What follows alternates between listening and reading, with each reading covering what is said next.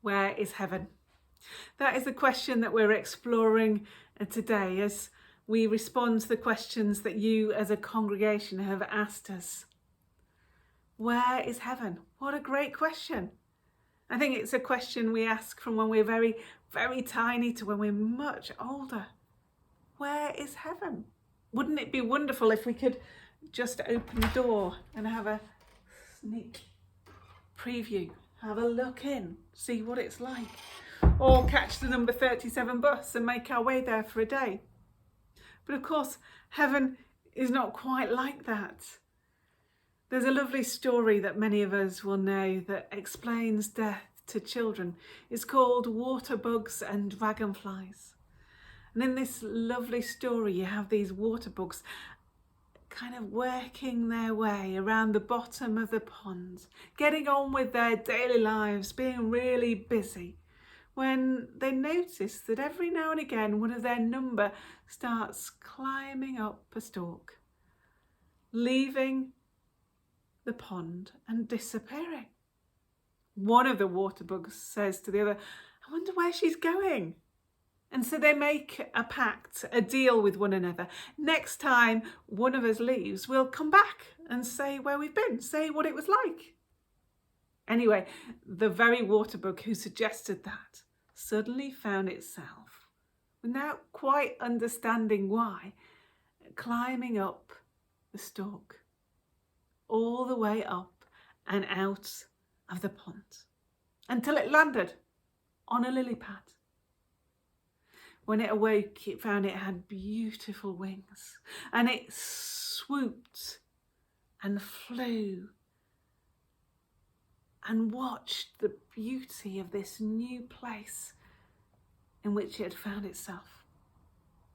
As it was swooping and flying, it looked down and saw the water bugs getting on with their daily activities, and it remembered its promise. I'll go back, I'll tell them where I've been, I'll tell them what it's like, I'll tell them not to worry. And so the water bug swoops and then lands on the surface of the water, and it can't break it. Lifts back up and tries again. And however much it tries, it can't get back, because the water bug is now in a new place. And of course, for Christians, there is the equivalent of the water bug who does make its way back in Jesus Christ, who broke the power of death and came back to show us that there is life, and life in all its fullness. But what he doesn't do is tell us where heaven is. Doesn't give us directions. Third on the right, up the road, up the hill, across the sea. Because heaven isn't like that. Heaven is beyond our understanding of geography. And heaven is beyond our understanding of time. Really interestingly, in the Bible, Jesus talks about heaven both being as something to come and something that is present, the kingdom of heaven. And of course, God's people in the book of Revelation long for a new heaven and a new earth. But it doesn't say exactly where it'll be. And that's perhaps because our understanding can't begin to comprehend that which is beyond space and beyond time. It doesn't make sense to describe heaven in those terms. Indeed, heaven is a fulfillment of God's promises to us, where there is no more crying or sorrow or pain or death, for the old order has gone. It is a place of worship. It is a place where I believe we find our deepest needs met in our relationship with our Creator. Profound and beautiful, but not easily described, for whatever language we use will only be a pale reflection, a metaphor that can only begin to hint at something, describing what heaven might be like. It It is true to say that in recent times our understanding of space and time has developed, and we've learned how little we understand this extraordinary universe. Physicists and great thinkers have contemplated and explored, and we know that our world is far more complex than it might first appear. And so perhaps we don't need to worry about exactly where heaven is. Perhaps the point is we need to know that it is there.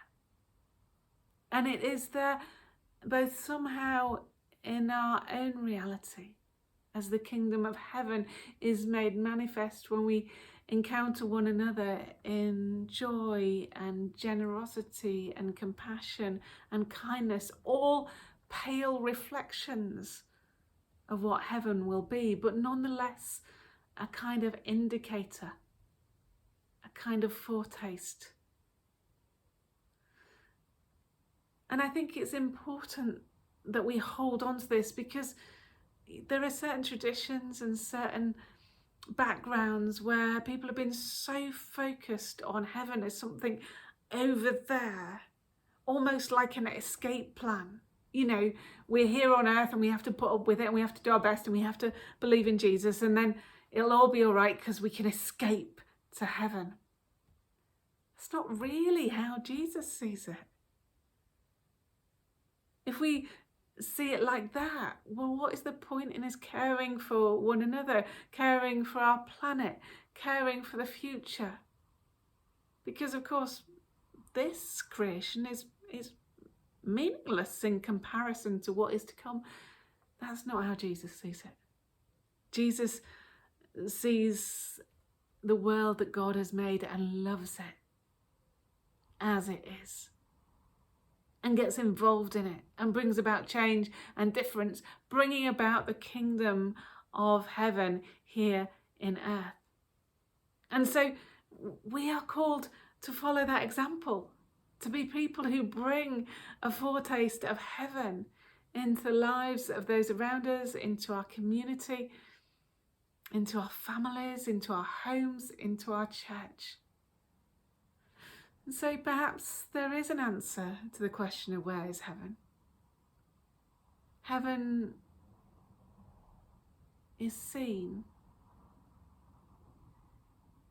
in really impressive and simple ways in our own lives. In that sense, it has some tangibility. But heaven is also